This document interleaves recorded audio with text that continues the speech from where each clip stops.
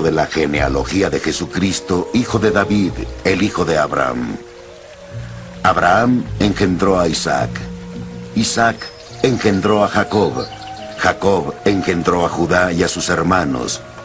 Judá engendró a Farés y a Sara, cuya madre era Tamar. Farés engendró a Esrom. Esrom engendró a Aram. Aram engendró a Aminadab. Aminadab engendró a Nasón. Nasón engendró a Salmón. Salmón engendró a Boz, cuya madre era Rahab. Boz engendró a Obed, cuya madre era Ruth. Obed engendró a Jesé, y Jesé engendró al rey David. David engendró a Salomón, cuya madre había sido esposa de Urías.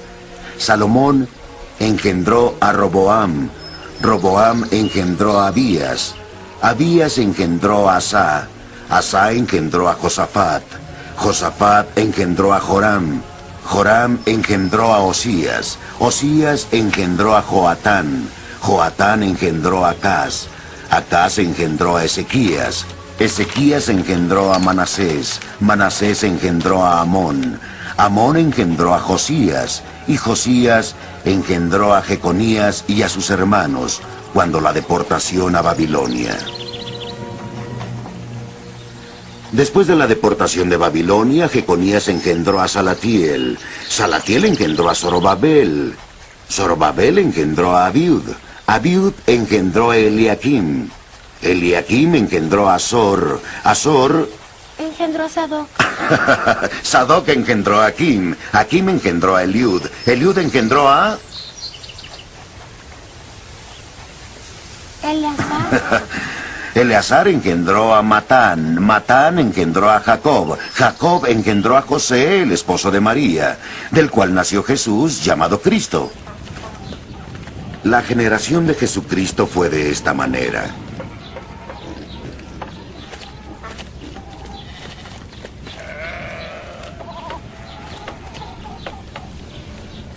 Su madre, María, estaba desposada con José, pero antes de estar juntos ellos, se encontró encinta por obra del Espíritu Santo.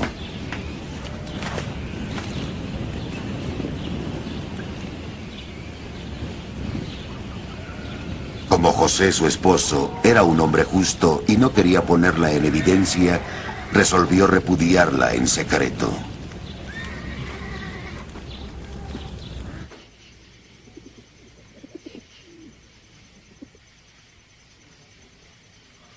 Así lo tenía planeado, cuando un ángel del Señor se le apareció en sueños y le dijo: José, hijo de David,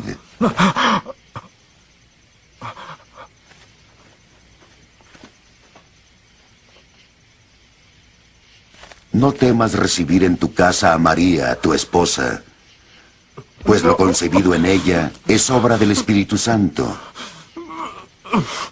Dará a luz un hijo, y tú le pondrás por nombre Jesús, porque él salvará a su pueblo de sus pecados. Todo esto sucedió para que se cumpliese el oráculo del Señor por el profeta. Ved que la Virgen concebirá y dará a luz un hijo, y le pondrán por nombre Emanuel. ¿Qué significa? Dios con nosotros. Hay una tradición muy bella que se tomó en el siglo V, a finales, comienzos del siglo VI, tal vez, no tenemos exactamente el día, pero sí la época, y era celebrarle a María en esta fecha, 8 de septiembre, su natividad, su nacimiento. Es un homenaje, es un reconocimiento, y se fue creando en Jerusalén. Jerusalén le fue guardando un honor, un aprecio, un respeto, una paz, una gratitud a María la Madre de Jesús. Y entonces se fue conservando esta costumbre, hasta que la Iglesia la asumió y nos pide que el 8 de septiembre celebremos en honor de ella, de nuestra Madre, la Madre de la Iglesia, de la Madre de Jesús, pues le celebremos esta fiesta. Y a todos nos gusta celebrar cumpleaños. Yo no conozco a una persona que diga: Padre, este año no quiero celebrar cumpleaños, acumúlemelo para el año siguiente. Porque es una cosa tan natural, tan profunda, tan marcada de la historia. Y a veces la gente por hacerse la humilde nos hace un problema. Yo estaba hace tiempo, conocí a una persona muy buena, muy servidora, y siempre el día de su cumpleaños se desaparecía. Desde la noche anterior ya se desaparecía y volvía a aparecer 2 días después. Y yo le decía, oye, ¿tú por qué haces eso? Padre, porque no me gusta que me celebren el cumpleaños.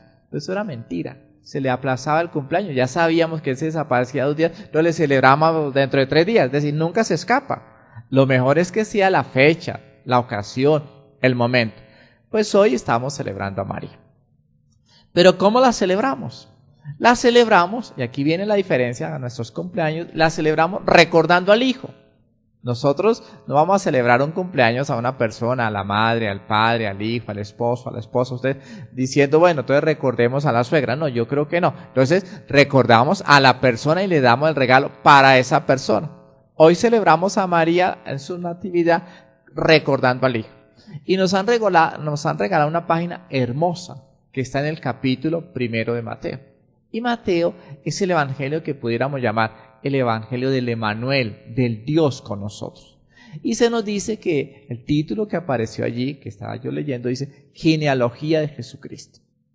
Genealogía no es el árbol genealógico que nosotros acostumbramos a tener. Yo soy hijo de quién, y mi papá era hijo de quién, y mi abuelo era hijo de quién. Y vamos subiendo en la historia hasta de pronto tocar los orígenes. Genealogía en la Biblia quiere decir inicio de una historia.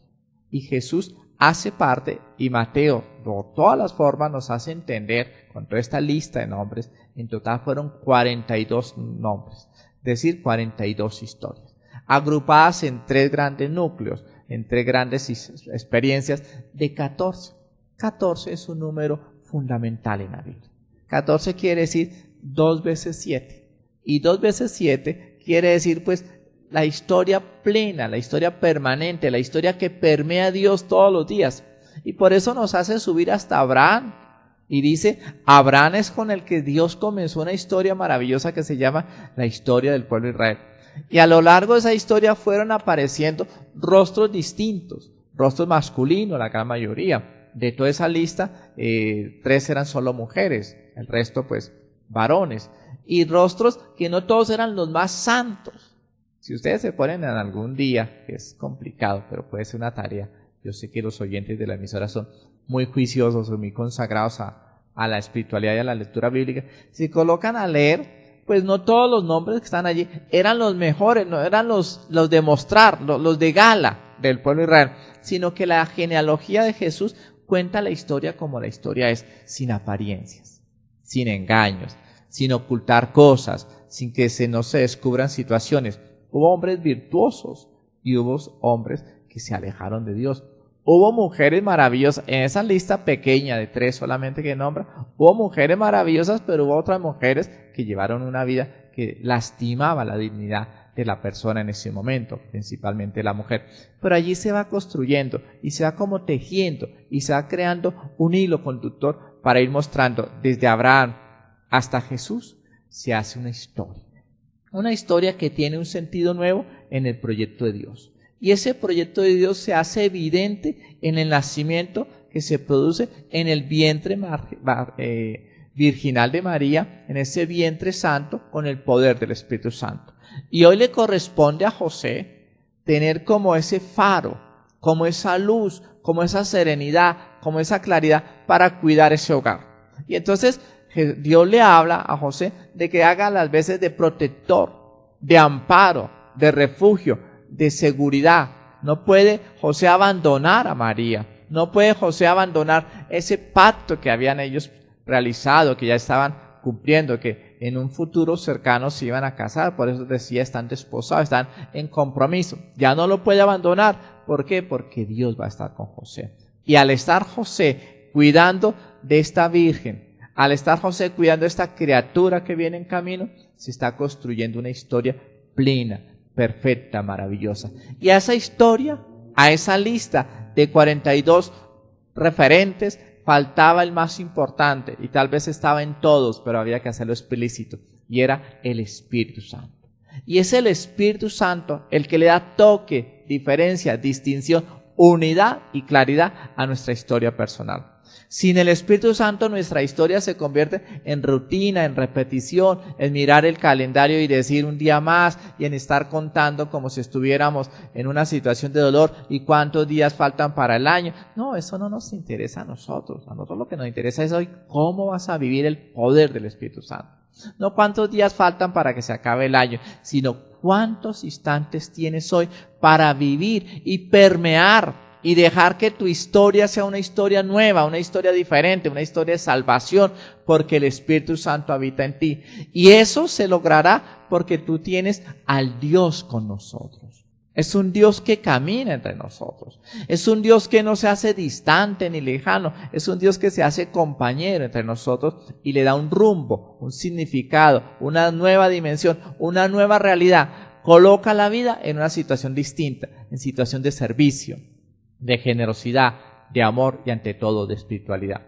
Que hoy al celebrar el cumpleaños de María, pensemos en su Hijo y al pensar en su Hijo, en Jesucristo nuestro Salvador, supliquemos que el don que inundó a María nuestra Madre, que fue el Espíritu Santo, también permee, renueve y transforme nuestra vida para que a lo largo de esta jornada y siempre seamos discípulos de Jesús, seamos amados de María nuestra Madre y seamos fieles a la palabra de Dios entre nosotros. Que así sea. Primero la fiesta de la Natividad de María Santísima, la fiesta de su nacimiento, comenzó posiblemente allá en el siglo VI, para no ponernos a discutir, digamos, siglo VI, mira que es un mes bonito, siglo VI, nació en gratitud, en amor a la Virgen. Y la Iglesia celebra durante el año 3 nacimientos. Hoy el de la Virgen, más adelante celebraremos el de Jesús, su Hijo, y después a mitad de año celebraremos el de Juan el Bautista. De 3 nacimientos solamente, de todos estos grandes personajes del Antiguo y del Nuevo Testamento, pues estos 3, como ese ramillete de vida, la Madre, el Hijo y el Padre, en ese orden. Segunda gran verdad que se nos ha dicho hoy: Dios participa de la historia humana. Eso es lo que estamos celebrando, por eso leíamos el capítulo 1 de Mateo, esta genealogía, esta serie de nombres y nombres, más de 42 nombres allí de distintos momentos y épocas, contando, así es el ser humano. El ser humano es delante de Dios y Dios acepta nuestra vida y la transforma y la cambia. Con un proyecto, y la historia tiene un proyecto muy marcado y es dejar que el Espíritu Santo se manifieste entre nosotros.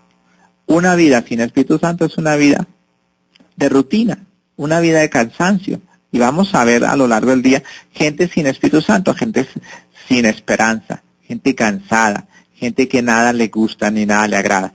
Pero los que tenemos Espíritu Santo somos novedosos, diferentes, innovadores, dispuestos al amor, a ejemplo de María, que estaba en el servicio y en la colaboración. Que estas sean las disposiciones que podamos vivir a lo largo de esta jornada.